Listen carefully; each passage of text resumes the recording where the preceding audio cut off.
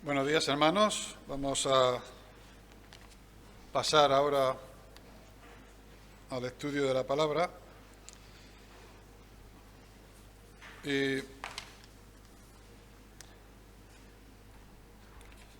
vamos a leer un texto que se encuentra en el capítulo 12 de Mateo, que nos habla de la generación perversa. El capítulo 12 de San Mateo, a partir del 38.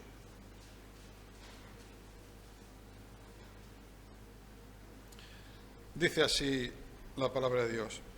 Entonces respondieron algunos de los escribas y de los fariseos diciendo: Maestro, deseamos ver de ti señal. Él respondió y les dijo: La generación mala y adúltera demanda señal, pero señal no les será dada, sino la señal del profeta Jonás. Porque como estuvo Jonás en el vientre del gran pez 3 días y 3 noches, así estará el Hijo del Hombre en el corazón de la tierra 3 días y 3 noches.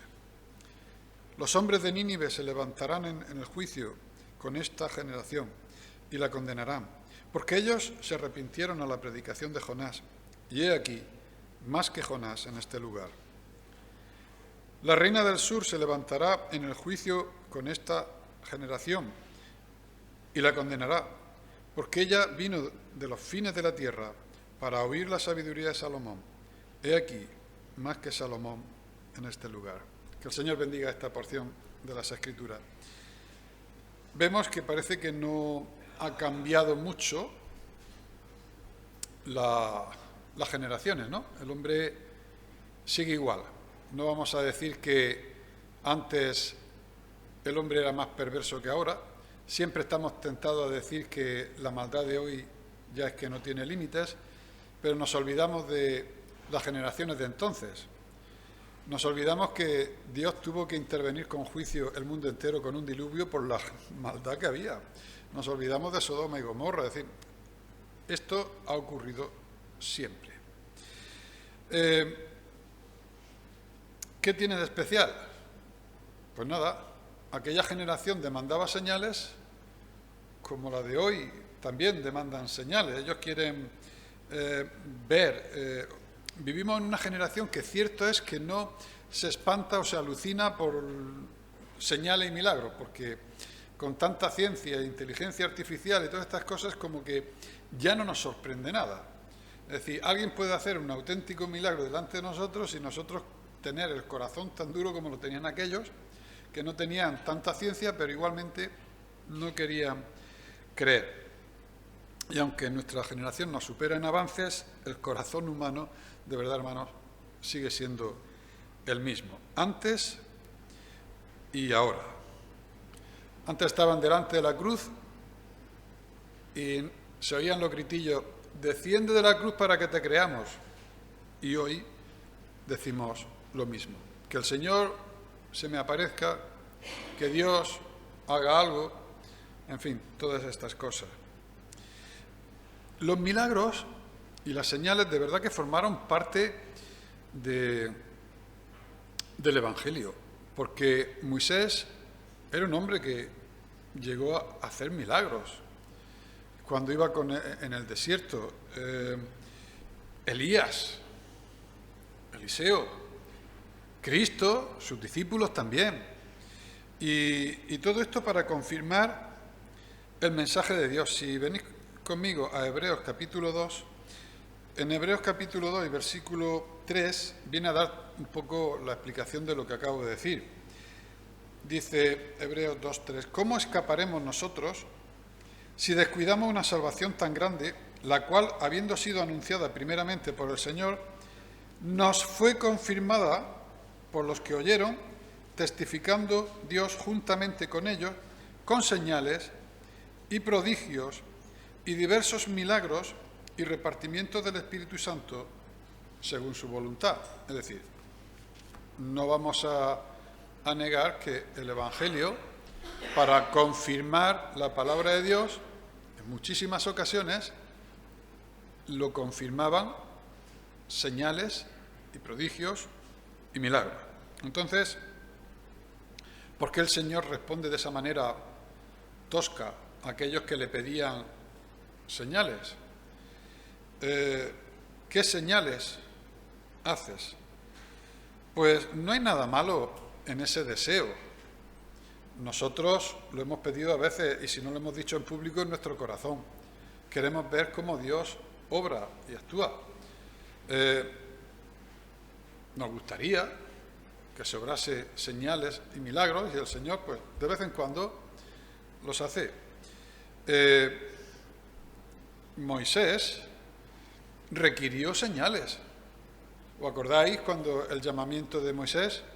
No, yo no puedo ir, yo es que no estoy capacitado. Y Dios le muestra su poder. Tira tu cayado al suelo, se convierte en una serpiente. Tómalo de la punta, se convierte otra vez en la vara. Mete tu mano en tu seno, sale leprosa. Vuelve a meter, sale sana. A cualquiera, eso nos impactaría tanto que a partir de ahí diría, Señor, lo que tú quieras. Pero Moisés siguió insistiendo, sí, pero envía al que tengas que enviar. Y en el capítulo 4 de Éxodo, versículo 4, dice que Dios se enfadó con Moisés y le respondió, vale, tú dices que eres torpe para hablar, pues yo estaré, no lo dice contigo, yo estaré con tu boca, para que hables bien. Se enfadó el Señor. Es decir, acabas de ver lo que has visto y tienes... Entonces, esto es lo que Cristo le está recriminando. No es la actitud normal que yo pueda tener de demandar ante mi Dios confirmación. Y quiero ver prodigios, claro que sí.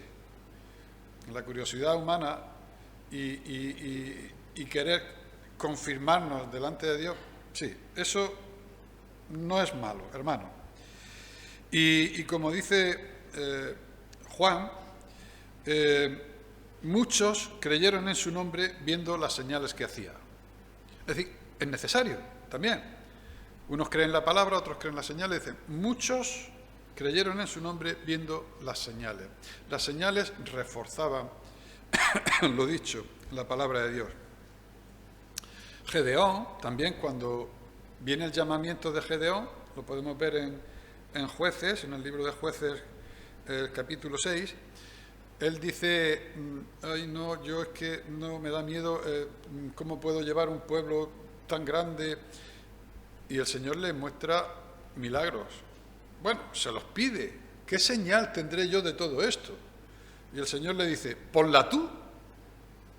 Dice, mira, voy a poner un vellón de lana y quiero que caiga el rocío solamente en el vellón de lana y toda la tierra seca. La mañana siguiente, el vellón de lana empapado de agua, escurre, salen tazones de agua y toda la hierba seca. Sí, pero yo quiero ver otra cosa más. ¿Qué es lo que quiere? Lo contrario.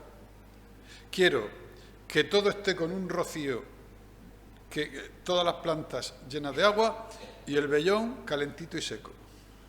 Y efectivamente, y Dios se lo concedió. Pero el corazón es distinto de pedir confirmación al Señor al no creer nada a pesar de las señales. Y es lo que estaba ocurriendo aquí. Porque cuando esto se lo preguntan a la altura del capítulo 12 de Mateo, ya había sucedido el milagro del hombre que tenía la mano seca. Probablemente un miembro más pequeño y medio inútil o inútil. Y le tentaron dentro del templo. Es lícito sanar en el día de reposo. Y oye, vigor, fuerza y movimiento delante de ellos. Y se enojaron. Porque había quebrantado el mandamiento. No se podía sanar. Había pasado también lo de la hija de Jairo. Había resucitado. También habían pasado las bodas de Caná, que eso fue de lo primero. Convertir el agua en vino. La mujer que tocó el manto, el borde del manto y fue sana, la del paralítico, la suegra de Pedro, el leproso, el siervo del centurión. Y además, ya que estamos en Mateo 12, cuando llegamos a Mateo 16, le vuelven a decir lo mismo. En Mateo capítulo 16, versículo 1, vuelven los fariseos y los saduceos para tentarle y le pidieron que le mostrase señal del cielo. Bien, pues si cogéis estas dos hojitas que van desde el 12 al 16, mirad cuántas señales sucedieron en medio. O sea, después del capítulo 12, que le dicen, danos señal, hay unas parábolas por medio, pero es que en el capítulo 14 y versículo 13 sucede la alimentación de los 5.000. Gran señal vista por todos. Ahí había reporteros gráficos, por decirlo así, luz y taquígrafos. Eso fue una señal pública. Todo el mundo lo vio. Después Jesús andó sobre el mar. Después podemos ver en el capítulo 15-29, Jesús sana a muchos. Pero es que antes, en el 14:34, dice que Jesús sana a los enfermos en Genesaret. Sanación pública. Pero es que después viene la otra multiplicación de los panes, la alimentación de los 4.000, en el 15:32. Y después de todo esto, en el 16:1, vienen y le piden señales. Es muy distinto a que tú tengas en tu corazón el deseo y la petición delante de Dios de que te confirme por señales, aunque no es lo que más le gusta a nuestro Dios. Acordaos de la reprensión a Tomás.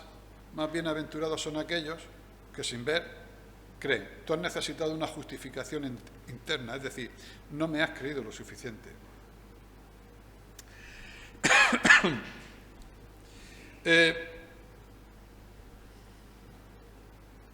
Podemos ver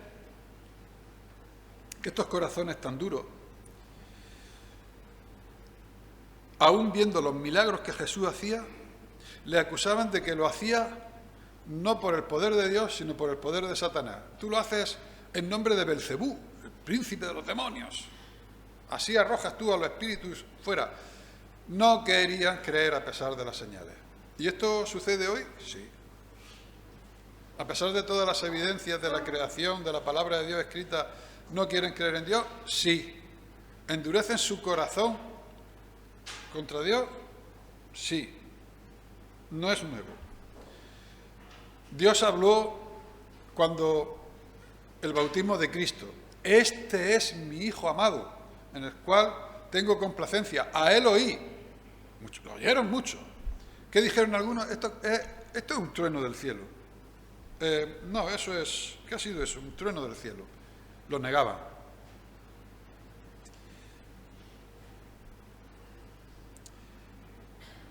Sus corazones estaban endurecidos, igual que ahora, no ha cambiado nada, contra la verdad, a pesar de los numerosos milagros que se hacían en público. Faraón endurecía su corazón cada vez que había un milagro, lo volvía a endurecer más.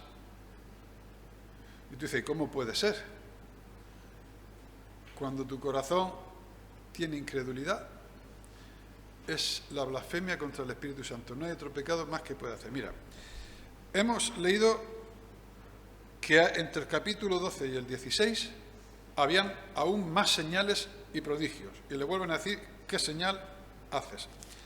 Pero a mí se me ha clavado la vista en el siguiente versículo. Capítulo 13, versículo 58, de aquí de esta misma, en este mismo libro de Mateo. En el 15:28 dice, y no hizo allí muchos milagros a causa de la incredulidad de ellos. Lo dijo en otra ocasión, cuando aquel padre tenía a su hijo endemoniado y él bajó del monte y los discípulos no habían podido expulsar al demonio. Y le dijo, generación perversa llena de incredulidad, por vuestra incredulidad no pudo los discípulos de Cristo hacer aquello. La incredulidad es lo peor que se puede poner ante las evidencias, ante la palabra de Dios.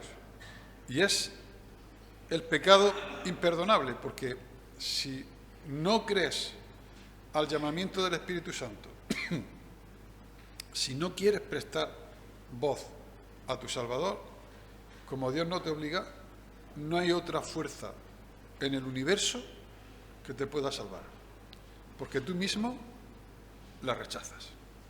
Ahí es el pecado imperdonable, que no se puede perdonar. Y es una blasfemia porque llaman mentiroso a Dios.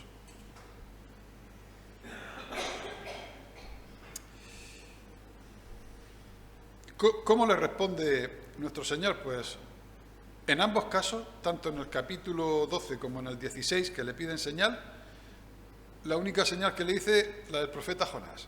Lo dice en esas dos ocasiones igual. La señal del profeta Jonás, 3 días en la tumba, él dice en el vientre de la tierra y resucitar. Oye, esto lo creyeron así, ¿eh? No lo creyeron como un cuento, una parábola. Los que estaban escuchando entendieron que era morir y estar 3 días muertos y después resucitar. Y desde luego esta es la mayor señal. Ya digamos que es la definitiva. Si querían buscar alguna señal grandísima, pues él le dice, esto os va a ser por señal. Lo evidente hoy día y antes no se quiere creer porque hay un corazón endurecido contra Dios. Y lo hipotético, a veces, que no tienen pruebas, se afirma. Y tú dices, ¿cómo puede ser esto? Gente que no quiere creer en Dios, y a lo mejor cree en los platillos volantes o cree en espíritus o en reencarnación y otras cosas que no tienen evidencia ninguna. Porque su corazón está entenebrecido, está contra Dios. Y cuanto más le abre la palabra de Dios, como el faraón, más lo cierran y más lo endurecen. Y la palabra de Dios, y Dios mismo nos llama a creer primero su palabra más que a las propias señales. Hoy el mundo está siendo muy impactado por hombres que se denominan de diferentes maneras, ungidos, apóstoles, profetas, y hacen señales, ¿vale? Hacen señales que lo ponen como que es la auténtica verdad, ¿no? Porque la gente quiere señales, visiones, sueños, palabras oídas audiblemente de parte de Dios o otras cosas. Otros traen nuevas profecías, otros cogen las que hay, se las adueñan, las escriben en un libro y las publican. Pero van a venir señales mucho más grandes que estas. Porque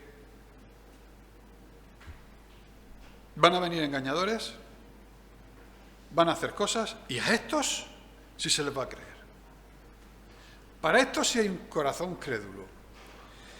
Y llega Dios a enfadarse, como encontramos en Números 14:11, que dice lo siguiente: y Jehová dijo a Moisés, ¿hasta cuándo me ha de irritar este pueblo? ¿Hasta cuándo no me creerán con todas las señales que he hecho en medio de ellos? De verdad, es un enfado para Dios. ¿Hasta cuándo? Nuestros padres comieron el maná en el desierto, pero ¿tú qué señales haces? Hay que tener cara dura para decir esto. No eran ignorantes. Pablo llegó a decir que esto no se ha hecho a escondidas. Esto ha sido y lo ha visto todo el pueblo. Todos estos hechos del Señor Jesucristo no ha sido en unos clubes privados. Las autoridades y el pueblo están al tanto y vosotros no la ignoráis. Pero no queréis creerla.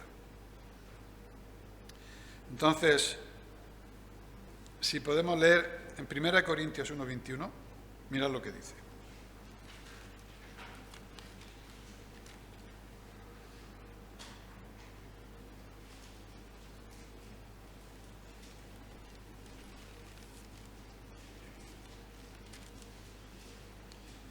Yo lo llamaría esto como una especie de efecto rebote.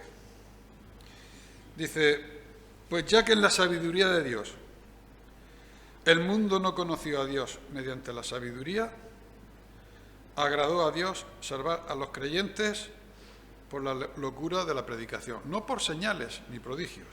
Además, hay dos palabras que se contradicen: sabiduría y locura. Locura es la insensatez, lo contrario a lo que es la sabiduría. Pues ya que despreciaron la sabiduría de Dios, la ciencia de Dios, los milagros de Dios, pues agradó a Dios salvar a los creyentes no por señales que el mundo busca, como si fuera un circo, y que Dios no te da cuando vas con ese corazón. Pilatos quería que le hicieran un milagrito a Cristo. Podías hacer algo, que tienes de especial, te llaman el rey de los judíos, tal. El Señor Jesucristo no hizo nada. Y como no le agradó, pues se lo devolvió otra vez a Pilatos. Eso no es el modo de demandar a nuestro Dios señales con ese corazón, porque quieren ver milagritos, quieren ver cómo desciende de la cruz. Y aún así, no creerían. Pues Dios dice que le agradó. Vais a ser salvos por la locura de la predicación. Es decir, parece que es lo contrario a la sensatez. ¿Qué es la locura de la predicación? Pues que deja que sea la palabra de Dios y que sea el Espíritu Santo lo que en tu corazón te cambie, nazcas de nuevo, y eso no esté a la vista de todos los demás, sino que es algo interno que ocurre en tu vida. Y la locura de la predicación, la cruz de Cristo, es lo peor, porque eso sí que es una locura. Vamos al versículo siguiente, donde dice, en el versículo 22 de 1 Corintios, dice, porque los judíos piden señales. Ya hemos visto que piden señales, madre mía, si no piden. Y los griegos, sabiduría. Pero nosotros, ni señales, ni grande elocuencia. Que cuando a Pablo dijo algo de esto, dice, no, Pablo, aquí no, vente al Areópago, porque esto es digno de que se proclame y que nosotros queremos aprender de esta nueva ciencia. Pues dice que ni por señales, ni por sabiduría, porque nosotros predicamos a Cristo crucificado. Imagínate, en el siglo I, lo que le pasaba por la cabeza a los romanos, cuando veían que cantaban, se congregaban a uno que ellos mismos habían crucificado. Están tarados. Vamos a ver, más signos de locura no pueden dar. Lo mismo que nosotros podemos calificar a todos estos que se suben a un monte esperando que vengan los ovnis porque lo van a rescatar ese día. ¿Qué ha ocurrido? No me lo invento. Una panda de taraos. Pues eso es lo que les pasaba por la mente a los romanos. Que no es locura predicar el Evangelio, Pablo lo sabía. Es decir, para los judíos dice tropezadero. Claro, porque mi Mesías no muere. Mi Mesías es el rescatador del pueblo de Israel. Ese que ha muerto en la cruz no puede ser el Mesías. Es una piedra de tropiezo muy grande. Pero para los griegos, locura. Y sin embargo, Pablo elige este tema en la predicación, en las cuales se salvaban miles de personas en aquellos años. Y efectivamente, la locura de la predicación hoy día sigue impactando lo mismo, más que las señales. Es más, muchas veces las señales, como ya estamos tan hartos de ver tantas cosas, ya las miramos buscándole las tres patas al gato.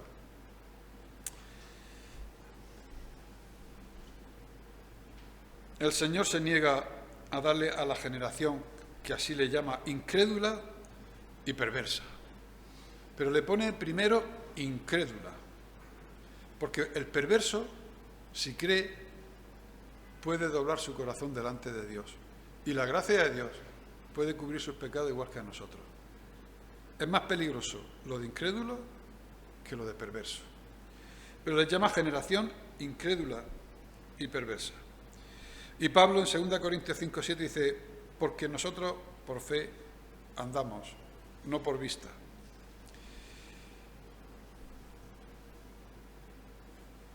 Yo creo que la palabra de Dios es lo más importante. Y quiero decir, hermanos, y abro aquí un paréntesis, que tenemos la palabra más segura y profética, como dice la segunda de Timoteo, pero quiero decir que si la Biblia se hubiera escrito hoy, nadie la creería. Porque uno la escribe al ordenador, el otro le añade, como se dice hoy, noticias fake, otras cosas. Eso, quién lo ha escrito y eso quién lo ha dicho. Pero cuando se escribió la Biblia, era una época en que la copia de los escritos era algo sumamente valioso y se daba la vida por preservarlos. El rey Ptolomeo, que fue allí en Alejandría el encargado de recopilar muchos libros para su biblioteca, encargó a 70 sabios que recopilaran la sabiduría de los judíos. De ahí tenemos la Biblia que se llama la Septuaginta, porque eran 70 sabios. A saber, la importancia que le daban a la copia de los escritos era tal que no bastaba una persona y no bastaba un cualquiera. Era todo un especialista para copiar, para que aquello fuera transmitido fidedignamente. Y así se ha hecho. Y los masoretas daban su vida. De hecho, cuando vino el Imperio Romano y entró en la ciudad, agarraron los escritos, los escondieron, y algunos aparecieron en el año 70 en Qumran y otros siguen apareciendo y eso, ánforas de barro para preservarlo. Y eso certifica que lo escrito es verdad. En el estudio del domingo pasado, nuestro hermano Dani puso ahí una proyección sobre los 10 libros más importantes del mundo, y estaba la Biblia, y en otros cuantos.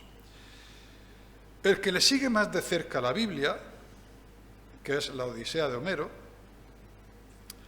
contiene 10 veces menos de copias que los escritos del Nuevo Testamento. Es decir, que nadie duda de la Odisea de Homero, creen que han sido fielmente transmitidas, y esos escritos de Platón y todo esto, pues le damos validez. Y sin embargo, a la palabra de Dios, que contiene 10 veces más pruebas, que ha sufrido mucho más embates y persecuciones que haya tenido la Odisea de Homero, dicen que eso lo han escrito hace 2 o 3 siglos para gente, para vivir de esto, del cuento. Esa es la ignorancia. Pero la palabra de Dios ha sido fielmente transmitida. Hay una ciencia que el nombre suena feo, pero se dedica a recopilar o a certificar que los escritos antiguos permanecen fieles, y reúne muchas copias de todo el mundo, y si algunos tienen alguna diferencia tal, con todas estas llegar a sacar con bastante exactitud el documento fiel y fideligno al auténtico. Se llama crítica textual, parece que el nombre es feo, pero esa ciencia se dedica a eso, no solamente con la Biblia, sino con un montón de libros antiguos. Bien, pues como termino el paréntesis, como tenemos esa seguridad de que la palabra de Dios es tal cual la escribieron, podemos decir que el dedo de Dios ha escrito lo que tenemos en nuestras manos, la Biblia, y en ella confiamos, más que en las señales. Y como decía Pablo, nosotros andamos por fe y no por vista. Pero cuidado, hermano, que Jesús advirtió claramente a sus discípulos de que no todos los milagros proceden de Dios. Hay quien hará grandes prodigios. El mismo Moisés, cuando se presentó delante del faraón, tira su cayado y se convierte en una serpiente, y el faraón le dice a los suyos, a los brujos, vosotros también. Y el Señor permitió que se convirtieran en serpientes. ¿Que el Señor permite que los malos tengan señal y prodigio? Sí. Sí, nos va a probar. Y dice que en Mateo 24:24, porque se levantarán falsos cristos y falsos profetas, y harán grandes señales y prodigios, la misma palabra, señales y prodigios, de tal manera que engañarán, si fuere posible, aún a los escogidos. Da como una pequeña probabilidad de que aún los que tenemos la seguridad en la palabra de Dios podamos ser arrastrados. Tenemos que estar firmes en la palabra de Dios porque las señales y los prodigios lo harán. Y hoy, hermanos, que ya hay técnicas suficientes como para proyectar señales en el cielo, podemos esperarnos alguna cosa parecida, que nos puedan tratar de engañar. Y Pablo, cuando en 2 Tesalonicenses, capítulo 2, versículo 9, escribió acerca del inicuo, cuyo advenimiento, es decir, cuyo venida, advenimiento no es una venida por la puerta de atrás, advenimiento es una venida de un cortejo muy grande, ¿vale? Esa es la palabra, cuyo advenimiento, que no será una cosa secreta, sino muy amplio y muy visto por todos, es por obra de Satanás, con gran poder y señales y prodigios mentirosos. Pero otra vez la palabra señales y prodigios, pero mentirosos. Al decir la palabra mentirosos quiere decir que no son auténticos prodigios, sino que serán intentos de parecer señales y prodigios. Hay ahí engaño. Y en el libro del Apocalipsis documenta también la visión de una bestia que saliendo de la tierra, en palabras también muy parecidas, dice: también hace grandes señales de tal manera que aún hace descender fuego del cielo a la tierra delante de los hombres y engaña a los moradores de la tierra con las señales que se le ha permitido hacer en presencia de la bestia. Esto es Apocalipsis 13, versículos 13 al 14. Es decir, está previsto también de que van a haber grandes señales que nos van a engañar. Ahora bien, tenemos señales verdaderas que el Señor ha permitido para confirmar su palabra a sus grandes siervos. Tenemos peticiones de señales de una generación incrédula a la cual no les va a dar esas señales. Y en cambio le va a dar aquellas que sí desean. Tu corazón no quiere creer en Dios, pero quiere creer en estas cosas, sea. Y vais a tener esos prodigios y esas señales para que vuestro engaño sea definitivo. Eso es lo que habéis querido. Y en esto, cuidado, porque dice, si fuera posible aún a los escogidos. Es decir, tenemos cierto peligro y tenemos que estar muy firmes. Ahora será una generación crédula al mal, muy crédula al mal. Y será muy difícil para nosotros predicar la verdad. La señal que ofrece Cristo es la del profeta Jonás, porque la bestia fue herida y sanó milagrosamente. Y la gente dirá, ¿quién como la bestia? Pero la bestia no murió ni estuvo 3 días muerta y después resucitó.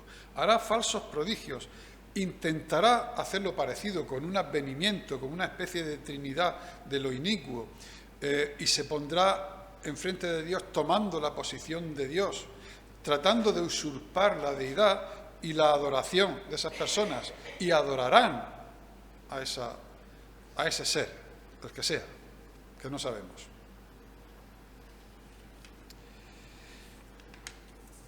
Y la señal que dio el Señor Jesucristo la entendieron muy bien y no fue alegórica, porque poco tiempo después, cuando Cristo estaba en la tumba, estos que escucharon lo de la señal de Jonás fueron y dijeron, escuchamos a este engañador que dijo que después de muerto en 3 días resucitaría. O sea, lo entendieron perfectamente.